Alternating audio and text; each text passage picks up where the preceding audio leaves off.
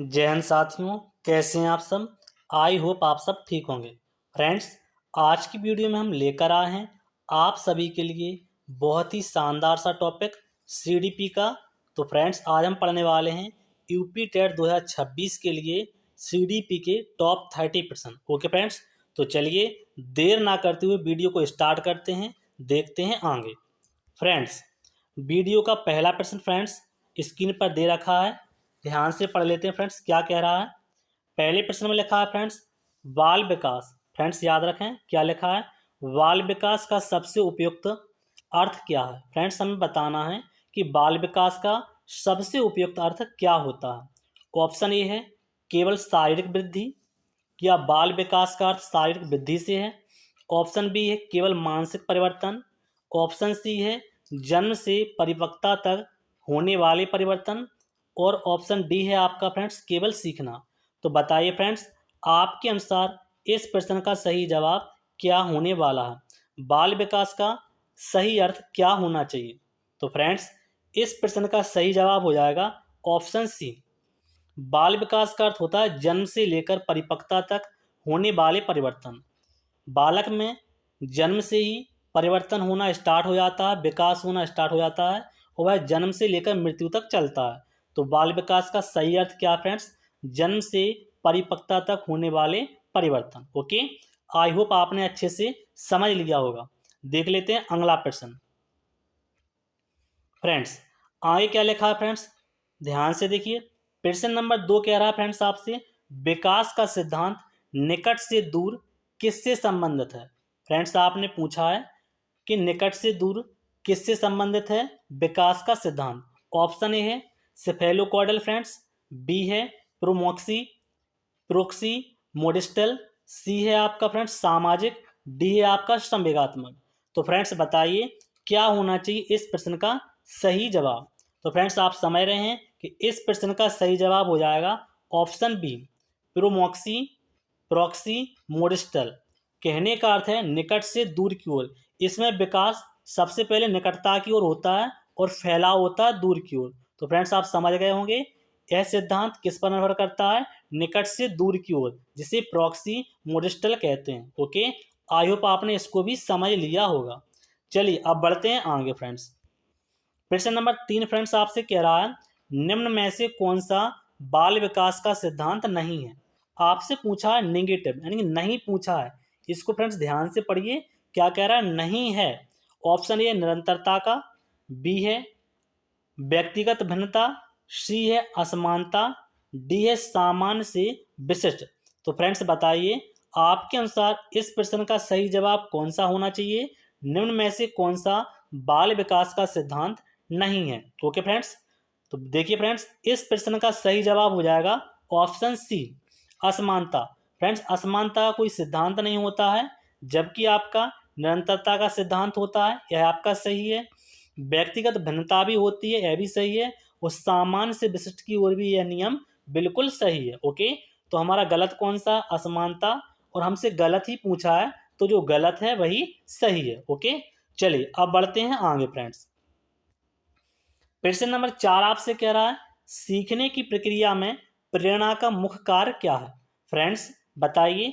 Option A भय उत्पन्न करना, बी है रुचि जगाना, सी है दंड देना, डी है थकान बढ़ाना। तो फ्रेंड्स बताइए क्या होना चाहिए इस प्रश्न का सही जवाब। कह रहा है सीखने की प्रक्रिया में प्रेरणा का मुख्य कार्य क्या है, प्रेरणा किससे मिलती है। तो फ्रेंड्स आप इसको देखकर ही आपको पता चल रहा है कि ऑप्शन बी आपका सही हो जाएगा। सीखने का अर्थ है रुचि जगाना। जब हम किसी चीज को इंटरेस्ट से सीखते हैं, खुद की खुशी से सीखते हैं, आनंदपूर्ण सीखते हैं, तो उससे हम जीवन भर नहीं भूलते। सीखने की प्रक्रिया में प्रेरणा का मुख्य कार्य रुचि जगाना ही होता है। ओके ओके फ्रेंड्स, तो चलिए बढ़ते हैं आगे। प्रश्न नंबर 5 फ्रेंड्स आपसे कह रहा है पियाजे के अनुसार 2 से 7 वर्ष की अवस्था क्या कहलाती। फ्रेंड्स आपको बताना है कि जो हमारे मनोवैज्ञानिक हैं संज्ञानवादी जीन पियाजे साहब, उनके अनुसार 2 से 7 वर्ष की अवस्था क्या कहलाती है। ऑप्शन ए है संवेदी प्रेरक कहलाती है, ऑप्शन बी ठोस संक्रियात्मक, ऑप्शन सी औपचारिक संक्रियात्मक, और डी ऑप्शन है आपका पूर्व संक्रियात्मक अवस्था। तो फ्रेंड्स बताइए आपके अनुसार इस प्रश्न का सही जवाब क्या होना चाहिए। तो फ्रेंड्स इस प्रश्न का सही जवाब हो जाएगा ऑप्शन डी, पूर्व संक्रियात्मक अवस्था। पियाजे के अनुसार 2 से 7 वर्ष की अवस्था किसकी है, तो पूर्व संक्रियात्मक अवस्था में 2 से 7 वर्ष की अवस्था होती है। और फ्रेंड्स आपको याद होगा जीन पियाजे ने विकास की 4 अवस्थाएं बताई हैं। ओके, चलिए अब बढ़ते हैं फ्रेंड्स आगे। प्रश्न नंबर 6 आपसे कह रहा है फ्रेंड्स, बुद्धि का सर्वप्रथम वैज्ञानिक मापन किसने किया। ऑप्शन ए टर्मन ने किया, बी है बिनी ने, सी है वुडवर्थ, डी है थॉर्नडाइक। तो फ्रेंड्स बताइए क्या होना चाहिए आपके अनुसार इस प्रश्न का सही जवाब। बुद्धि का सर्वप्रथम वैज्ञानिक मापन किसके द्वारा किया गया। तो फ्रेंड्स इस प्रश्न का सही जवाब है ऑप्शन बी, बिनी। फ्रेंड्स आपको याद रहे कि बिनी साहब ने सर्वप्रथम बुद्धि का परीक्षण किया था, बुद्धि का वैज्ञानिक मापन किया था। ओके, चलिए देखते हैं आगे। अगला प्रश्न है फ्रेंड्स 7, कह रहा है निम्न में से कौन सा सामाजिक विकास को सर्वाधिक प्रभावित करता है। आपको बताना है कि बाल जीवन में सबसे अधिक सामाजिक विकास को कौन सा कारक प्रभावित करता है, वह कौन सा फैक्टर है। ऑप्शन ए है वंशानुक्रम, क्या वंशानुक्रम प्रभावित करता है। ऑप्शन बी है खेल, ऑप्शन सी है पोषण, ऑप्शन डी है आयु। तो फ्रेंड्स बताइए इस प्रश्न का सही जवाब क्या होने वाला है। फ्रेंड्स आप देख रहे हैं कि बच्चे के विकास में सभी फैक्टर मायने रखते हैं, सभी का अहम रोल है, लेकिन हमसे पूछा है सर्वाधिक। फ्रेंड्स याद रखें सर्वाधिक किसका रोल है, किसका योगदान है। तो फ्रेंड्स इस प्रश्न का सही जवाब हो जाएगा ऑप्शन बी, खेल। फ्रेंड्स क्यों सामाजिक बोला है फ्रेंड्स, सामाजिक। जब बच्चा खेलता है तो समाज में रहकर खेलता है फ्रेंड्स, इन्वायरमेंट से खेलता है, ईबीएस फ्रेंड्स, इन्वायरमेंट में रहेगा, जैसा उसको परिवेश मिलेगा उस हिसाब से बच्चा अधिक से अधिक विकास करेगा। जहाँ पर बच्चा कई प्रकार के बच्चों के साथ खेलेगा, अलग अलग संस्कृति के बच्चे होंगे, अलग अलग धर्मों के बच्चे होंगे, वह अपनी संस्कृति एक दूसरे से शेयर करेंगे, त्योहार के बारे में बताएंगे, खेल के बारे में बताएंगे, बोली सीखेंगे। तो बच्चा खेल के माध्यम से अधिक सीखता है, अधिक से अधिक सामाजिक विकास करता है। ओके, आई होप आपने अच्छे से समझ लिया होगा। चलिए अब बढ़ते हैं आगे फ्रेंड्स। प्रश्न नंबर 8 कह रहा है बालक की प्रथम भाषा कौन सी होती है। ऑप्शन ए है लिखित भाषा, बी है सांकेतिक भाषा, सी है मातृभाषा, डी है विदेशी भाषा। तो फ्रेंड्स बताइए आपके अनुसार इस प्रश्न का सही जवाब क्या होना चाहिए। बालक की प्रथम भाषा कौन सी होती है। तो फ्रेंड्स आप सभी जानते हैं कि बालक की प्रथम भाषा क्या होती है, मातृभाषा होती है, जो उसकी घर की भाषा होती है, जिसे मदर टंग कहते हैं। तो मातृभाषा या कहें घर की भाषा, घर की भाषा यही बालक की बहुत ही ज़्यादा महत्वपूर्ण भाषा होती है, जिसमें बालक अपने आप को सहज महसूस करता है। ओके, चलिए बढ़ते हैं आगे फ्रेंड्स। प्रश्न नंबर 9 कह रहा व्यवहारवाद का संबंध किससे है। ऑप्शन ए है चेतना से है, बी है अवचेतन से, सी है प्रत्यक्ष व्यवहार से, डी है कल्पना से। तो फ्रेंड्स बताइए आपके अनुसार इस प्रश्न का सही जवाब क्या होने वाला है। व्यवहार का संबंध किससे है। तो फ्रेंड्स आप देख रहे हैं व्यवहार, व्यवहार का अर्थ है प्रत्यक्ष व्यवहार से। इसका अर्थ कहाँ जाएगा फ्रेंड्स, प्रत्यक्ष व्यवहार, इसका संबंध प्रत्यक्ष व्यवहार से। तो फ्रेंड्स आप जान रहे हैं व्यवहारवाद का विज्ञान कौन लाया था, जेबी वॉटसन। जब भी जेबी वॉटसन साहब की बात की जाए फ्रेंड्स याद रखें, वॉटसन की बात की जाए तो यह व्यवहारवादी में आते हैं। कौन व्यवहारवादी में, जेबी वॉटसन। इन्होंने कहा था कि आप हमें कोई भी नवजात शिशु दे दें, मैं उसे चोर, वकील, डॉक्टर, पुलिस जो चाहूँ वो बना सकता हूँ। यह इनका बहुत ही महत्वपूर्ण और प्रसिद्ध कथन है। यह भी फ्रेंड्स आप याद रखें, यह आपके व्यवहारवादी थे। ओके, चलिए बढ़ते हैं आगे फ्रेंड्स। प्रश्न नंबर 10 कह रहा है थॉर्नडाइक का कौन सा नियम सीखने की पुष्टि करता। फ्रेंड्स आपको याद रखिए थॉर्नडाइक ने सीखने के नियम बताए थे, तो उनमें से आपको बताना है कौन सा सीखने की पुष्टि करता है। ऑप्शन ए है अभ्यास का नियम, बी है तत्परता का नियम, सी है प्रभाव का नियम और डी है उपरोक्त सभी। तो फ्रेंड्स बताइए आपके अनुसार इस प्रश्न का सही जवाब क्या होना चाहिए। तो फ्रेंड्स इस प्रश्न का सही जवाब हो जाएगा ऑप्शन डी, सभी।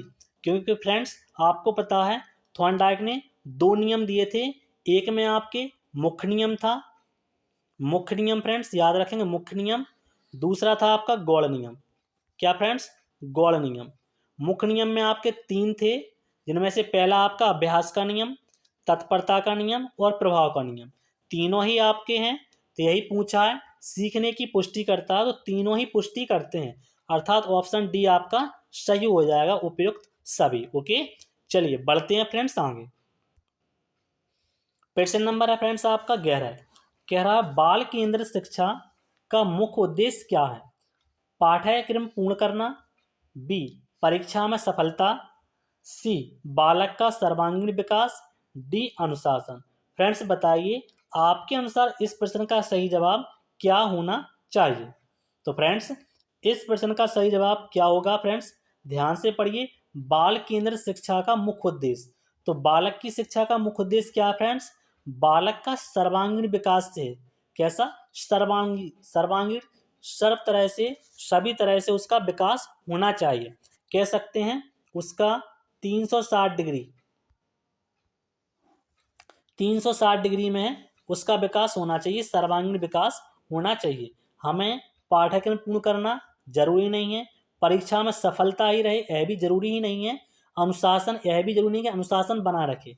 आवश्यकता तो है, लेकिन सर्वांगीण विकास की आवश्यकता है, सभी प्रकार का विकास, ना केवल पूर्ण करना, ना केवल सफलता ही में पास हो जाए, परीक्षा में पास रहे, ऐसा नहीं है। अनुशासन है तो वैसे भी निगेटिव है, आप जानते हैं फ्रेंड्स। तो हमारा सही जवाब हो जाएगा ऑप्शन सी, बालक का सर्वांगीण विकास। ओके, चलिए आगे देखते हैं फ्रेंड्स। क्वेश्चन नंबर 12 आपसे कह रहा है संवेगात्मक विकास का सर्वाधिक प्रभाव किस अवस्था में होता है? ऑप्शन ए है शैशवावस्था में, बी है बाल्यावस्था में, सी है किशोरावस्था में, डी है प्रौढ़ावस्था में। तो फ्रेंड्स बताइए क्या होना चाहिए आपके अनुसार इस प्रश्न का सही जवाब? क्या होगा फ्रेंड्स इस प्रश्न का सही जवाब? इस प्रश्न का सही जवाब हो जाएगा ऑप्शन सी, किशोरावस्था। फ्रेंड्स बोला है आपकी संवेगात्मक, इमोशंस।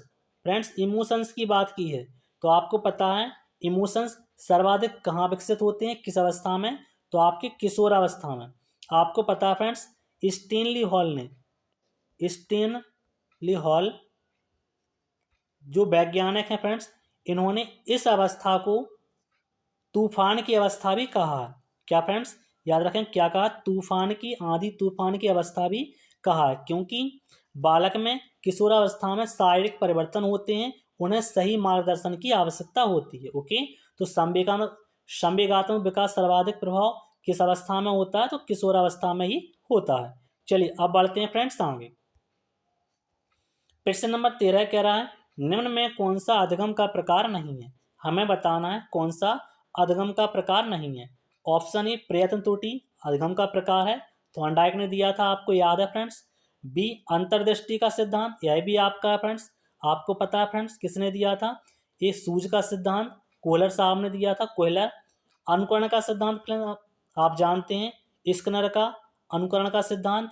डी आपका परिपक्वता, यह आपका अधिगम का सिद्धांत नहीं है, अधिगम का प्रकार नहीं है। तो हमारे प्रश्न का सही जवाब हो जाएगा ऑप्शन डी। क्या फ्रेंड्स? ऑप्शन डी याद रखेंगे। चलिए बढ़ते हैं आगे फ्रेंड्स। आगे लिखा है प्रश्न नंबर 14 कह रहा है IQ बराबर 100 का अर्थ है, इसका क्या अर्थ है? जिस बच्चे का IQ 100 होता है उसे किस श्रेणी में रखते हैं? ऑप्शन ए उच्च बुद्धि वाले बालक के रूप में, बी निम्न बुद्धि बालक के रूप में, सी औसत बुद्धि बालक के रूप में, या डी प्रतिभाशाली। तो फ्रेंड्स बताइए आपके अनुसार वह बालक किस श्रेणी में जाएगा जिसका IQ 100 है? तो फ्रेंड्स इस प्रश्न का सही जवाब हो जाएगा ऑप्शन सी, औसत बुद्धि के रूप में उस बालक को रखा जाएगा। ओके फ्रेंड्स, चलिए अब बढ़ते हैं फ्रेंड्स आगे। प्रश्न नंबर 15 फ्रेंड्स आपसे कह रहा है समावेशी शिक्षा का मुख्य उद्देश्य क्या है? फ्रेंड्स आपको बताना है। ऑप्शन ए है केवल सामान्य बालक, बी केवल दिव्यांग बालक, सी सभी बालकों को समान अवसर, डी प्रतियोगिता बढ़ाना। तो फ्रेंड्स बताइए आपके अनुसार इस प्रश्न का सही उत्तर क्या होने वाला है? कह रहा है कि समावेशी शिक्षा का मुख्य उद्देश्य क्या है? केवल हमें सामान्य बालक को ही शिक्षा देनी है, या फिर केवल दिव्यांग बालकों पर ध्यान देना है, या फिर हमें सभी बालकों को समान अवसर देने हैं, या फिर हमें प्रतियोगिता को बढ़ावा देना है। तो फ्रेंड्स बताइए क्या है इस प्रश्न का सही जवाब। फ्रेंड्स आप सभी जानते हैं समावेशी शिक्षा का अर्थ ही होता है सभी बालकों को समान अवसर, समान रूप से शिक्षा देना। ओके, तो सभी बालकों को समान अवसर देने में शिक्षा के, यही आपके समावेशी शिक्षा का मुख्य उद्देश्य हो जाएगा। अब बढ़ते हैं आगे। प्रश्न नंबर है आपका फ्रेंड्स 16, कह रहा मैस्लो का आवश्यकता सिद्धांत किससे संबंधित है। ऑप्शन है अधिगम, बी है बुद्धि, सी है प्रेरणा, डी है व्यक्तित्व प्रकार। तो फ्रेंड्स बताइए इस प्रश्न का सही जवाब क्या है। फ्रेंड्स इस प्रश्न का सही जवाब क्या होने वाला है, तो इसका जवाब हो जाएगा ऑप्शन सी प्रेरणा। मैस्लो का जो आवश्यकता आपूर्ति का सिद्धांत है, इसका संबंध किससे फ्रेंड्स, प्रेरणा से है। क्या से, प्रेरणा से। ओके, चलिए अब बढ़ते हैं आगे फ्रेंड्स। प्रश्न नंबर है आपके सामने 17, कहा कि बालक में नैतिक विकास का सिद्धांत किसने दिया। फ्रेंड्स आपको बताना है सभी मनोवैज्ञानिकों के नाम दिए हैं। ऑप्शन ए में है प्याजे जो संज्ञानवादी हैं, बी है आपके कोहलबर्ग, सी पर हैं आपके फ्रायड, सिगमंड फ्रायड, और डी पर हैं आपके स्किनर साहब। तो फ्रेंड्स बताइए क्या होना चाहिए इस प्रश्न का सही जवाब। इस प्रश्न का सही जवाब क्या होने वाला फ्रेंड्स, जल्दी से बताइए। इस प्रश्न का सही जवाब हो जाएगा option B Kohlberg. Friends Kohlberg ने ही नैतिक विकास का सिद्धांत दिया था, नैतिकता। ओके फ्रेंड्स, चलिए फ्रेंड्स आपको याद होगा। अब बढ़ते हैं फ्रेंड्स आगे। प्रश्न नंबर है 18, कह रहा सीखने की प्रक्रिया में पुनर्वलन का प्रयोग किसने किया। ऑप्शन ए है पावलॉजी ने, बी है स्किनर, सी है कोहलर, डी है बिने। तो फ्रेंड्स बताइए आपके अनुसार इस प्रश्न का सही जवाब क्या होने वाला। फ्रेंड्स आप जानते हैं पुनर्वलन, पुनर्वलन का सिद्धांत किसने दिया है फ्रेंड्स, आपको याद है BF स्किनर साहब ने। तो इस प्रश्न का सही जवाब हो जाएगा ऑप्शन बी स्किनर। ओके, चलिए बढ़ते हैं आगे फ्रेंड्स। प्रश्न नंबर आपका है 19, कह रहा है खेल का बाल विकास में क्या महत्व है। आपको बताना है खेल बाल विकास में क्या रोल निभाता है, इसका क्या योगदान है। ऑप्शन ए है केवल मनोरंजन, बी समय नष्ट करना, सी सर्वांगीण विकास, डी अनुशासनहीनता। तो फ्रेंड्स बताइए क्या होना चाहिए इस प्रश्न का सही जवाब। खेल बाल विकास में किस तरह से अपना योगदान देते हैं, किस प्रकार से महत्व रखता है। तो फ्रेंड्स खेल का अर्थ इसमें है किस विकास से, बालक के सर्वांगीण विकास से। खेल से मनोरंजन के लिए रूप में नहीं खेलते हैं, इससे समय नष्ट नहीं होता है, अनुशासनहीनता नहीं होती है फ्रेंड्स, इससे बालक का सर्वांगीण विकास होता है। कह सकते हैं फ्रेंड्स आपके यदि हम खेल खेलेंगे तो हम फिजिकल भी सही रहेंगे, इमोशनल भी सही रहेंगे, सामाजिक सोशल भी सही रहेंगे। कैसे रहेंगे, जब हम खेल खेलेंगे। ओके, तो चलिए अब बढ़ते हैं आगे फ्रेंड्स। प्रश्न नंबर है आपका फ्रेंड्स 20, कह रहा भाषा विकास का प्रारंभ किससे होता है। ऑप्शन ए वाक्य से होता है, बी शब्द से होता है, सी बड़बड़ाना, डी लेखन। तो फ्रेंड्स बताइए क्या है इस प्रश्न का सही। इस प्रश्न का सही जवाब है ऑप्शन सी बड़बड़ाना। फ्रेंड्स जब बालक की भाषा का विकास होता है तो सबसे पहले वह बड़बड़ाता है, एक दो शब्दों को टूटा फूटा बोलता है, उसे हम बड़बड़ाना कहते हैं, वही बालक की भाषा का प्रारंभ होता है। ओके, चलिए अब बढ़ते हैं फ्रेंड्स आगे। 21 प्रश्न में कहा है सीखने का स्थायी परिवर्तन किससे होता है। ऑप्शन ए थकान, बी है अभ्यास, सी दवा, डी है बीमारी। तो फ्रेंड्स यह आपका सिंपल सा प्रश्न है, साधारण सा प्रश्न है। आप सभी जानते हैं सीखने में स्थायी परिवर्तन कब होता है, जब अधिक से अधिक अभ्यास करते हैं। तो ऑप्शन बी आपका सही हो जाएगा। चलिए आगे देखते हैं फ्रेंड्स। प्रश्न नंबर है आपके सामने 22, कह रहा है व्यक्तिगत विभिन्नताओं का मुख्य कारण क्या है। केवल वंशानुक्रम, बी केवल वातावरण, सी वंशानुक्रम व वातावरण दोनों, डी है आपका शिक्षा। तो फ्रेंड्स आप सभी जानते हैं इसका मुख्य कारण क्या होता है व्यक्तिगत भिन्नताओं का। यह होता है वंशानुक्रम व वातावरण दोनों का ही समायोजन, यानी कि दोनों का ही प्रभाव पड़ता है। ओके, चलिए आगे देखते हैं। 23 में कहा है निम्न में से कौन सा शिक्षक का सकारात्मक गुण है। शिक्षक कैसा होना चाहिए? क्या कठोर व्यक्ति होना चाहिए, कठोरता रखता हो। बी पक्षपात वाला होना चाहिए। सी सहानुभूति रखे। डी क्रोध में रहे। कैसा शिक्षक होना चाहिए फ्रेंड्स? तो इस प्रश्न का सही जवाब हो जाएगा ऑप्शन सी सहानुभूति। शिक्षक को हमेशा सहानुभूति होना चाहिए, सभी बच्चों के प्रति उसके अंदर सहानुभूति होनी चाहिए। ओके, चलिए बढ़ते हैं आगे फ्रेंड्स। 24 में लिखा है फ्रेंड्स अधिगम में अंतर्दृष्टि सिद्धांत किस पर आधारित है? प्रयास पर, अचानक समाधान पर, दंड पर, पुनरावृत्ति पर। तो फ्रेंड्स बताइए आपके अनुसार इस प्रश्न का सही जवाब क्या होना चाहिए? तो फ्रेंड्स आप सभी जानते हैं अंतर्दृष्टि का सिद्धांत कोहलर ने दिया था फ्रेंड्स, याद रखें किसने दिया था? कोहलर ने। और इन्होंने एक चिंपैंजी सुल्तान नामक चिंपैंजी पर प्रयोग किया था जिसमें सूझ का सिद्धांत दिया था।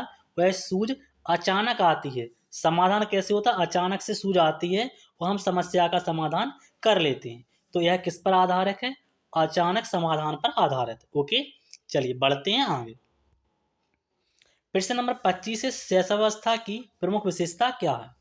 ऑप्शन ए तर्क शक्ति, बी संवेदी अनुभव, सी सामाजिकता, डी नैतिकता। फ्रेंड्स क्या होना चाहिए इस प्रश्न का सही जवाब? फ्रेंड्स देखिए ध्यान से, लिखा है शैशवावस्था।